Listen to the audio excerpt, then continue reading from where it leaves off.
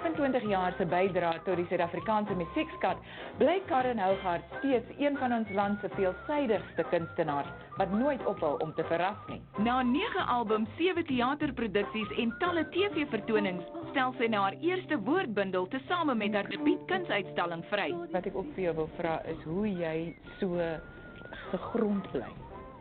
Om te kaalvoet sing. My voete, my hande. Ons het haar leer ken as die kaalvoetvrou, iets wat deur die jare gebly het, en nou ook met haar nuwe werke. Ek sien daar's 'n paar kaalvoete op. Ja, dis 'n tekening wat ek gedoen het vir my voete. Ek sing nie kaalvoet omdat ek wil grand wees nie. Ek sing nie kaalvoet omdat ek side sit nie. Ek moet bieg, ek is heelwat gemakliker met my voete plat op die aarde as op 'n stel moopelvye. Sy het selfs 'n kaalvoet gedig in die boek, maar ten spyte van die boek en die musiek is haar skilderye nie 'n aparte identiteit van haar talent nie. Sy meen haar skilderye, haar nuwe woordbundel en haar musiek gaan hand aan hand. Zeer sekerlik is die maklikste manier om te sê hulle saamwerking kom uit een lyf uit. Alhoewel dit 3 aparte dissiplines is, word almal geïnspireer deur dieselfde manier van kyk. Jy stel jy sal hier bly, maar hier met vingers uitgegly. Jy kon hier wag nie. Sy het vir die bekendstelling van die boek en uitstalling 'n liedjie opgeneem wat geskryf is deur Lientjie Sofman. En op die manier trek sy haar skilder en skryfwerk saam met haar musiek bymekaar. Dit is weer 'n lied wat my geraak het as gevolg van die dramatiese natuur van die musiek. En ek is mos my ou drama queen, so toe ek die lied hoor te vra of ek dit mag opneem. En alles het vreeslik lekker saamgewerk om bymekaar te kom op die 15de Februarie as al hierdie dinge dan uiteindelik saam die lig sien.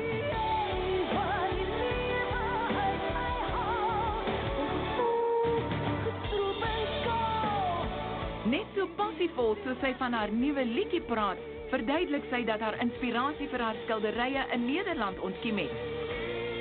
Ek het tot daar was 'n klomp goed geskryf. En ek het agtergekom ek kan nie wat ek gesien het verwoord nie goed genoeg verwoord nie. En toe besluit ek nou ja, toe as ek dan nou 'n kietjie kan neem, dan kan ek sekerlik dit skilder op. Sy het ongeveer 50 werke wat sy gaan uitstal.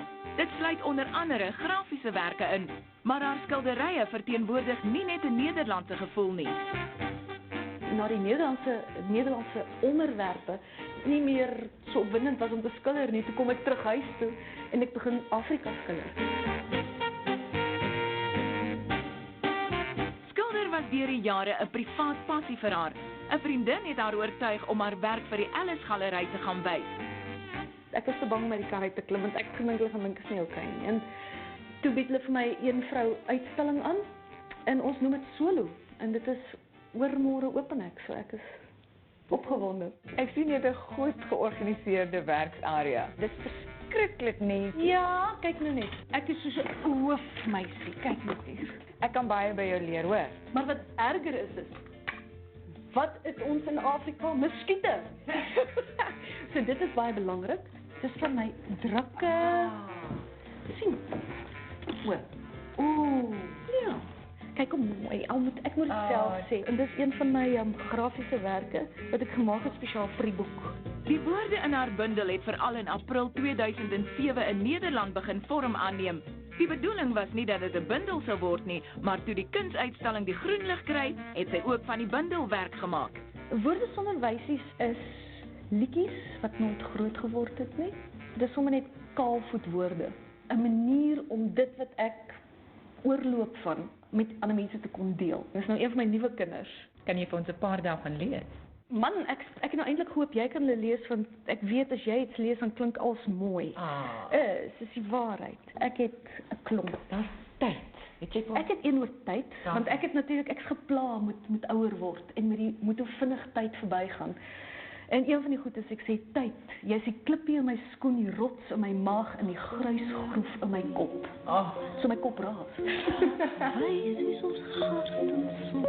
Tyd was nog altyd 'n belangrike element in haar lewe. As sy terugkyk op haar loopbaan, is sy nie vir een oomblik spyt oor die paaie waarop die lewe haar geneem het nie. Bekend soos my eie verlede. Haar ouers was aanvanklik huiwerig oor 'n loopbaan in die kunste en het haar aangeraai om onderwys te studeer. Maar die beroep het nie lank gehou nie. In die begin is 'n mens nogal arm as jy kunstenaar is. Ek is nog steeds arm. Niks het verander nie. Ek dink as jy in die kunste is en jy doen dit omdat jy wil geld maak, is jy om die verkeerde redes in hierdie bedryf. Haar waarnemings bly maar haar grootste inspirasie en dis dikwels wanneer sy in vreemde omgewings is dat sy iets sien wat die eerste gedagte aan 'n liedjie of dalk vir 'n gedig of skildery bring. Ek is by hierdie heining gery. Toe wonder ek in die eerste plek, wie hou hy uit en wie hou hy in? Want dit was so gedaan gelyk. Sy weet reeds hoe mense oor haar musiek voel, maar die boek en skilderye veroorsaak vlinders in haar maag. Smaak verskil. Dit is iets wat ek moes leer in 25 jaar van op die verhoog staan. Smaak verskil. Almal gaan nie hou van my boek nie. Almal gaan nie hou van my paintings nie. Almal gaan nie hou van hoe ek sing nie. Ek wens almal het. Dit sou vir my hart woes bly maak, maar dis nie realisties nie. Haar wense strek veel verder as net sukses. Ek dink as ek ooit 'n wens kon wens, sou dit wees dat ek my eie time machine kon hê, sodat ek heen en weer met 'n remote control kon spring van hoe dit gelyk het toe dit woes en leeg was, hoe dit gaan lyk 500 jaar van nou af. Ek is gefrustreerd dat ek nie hier gaan wees nie.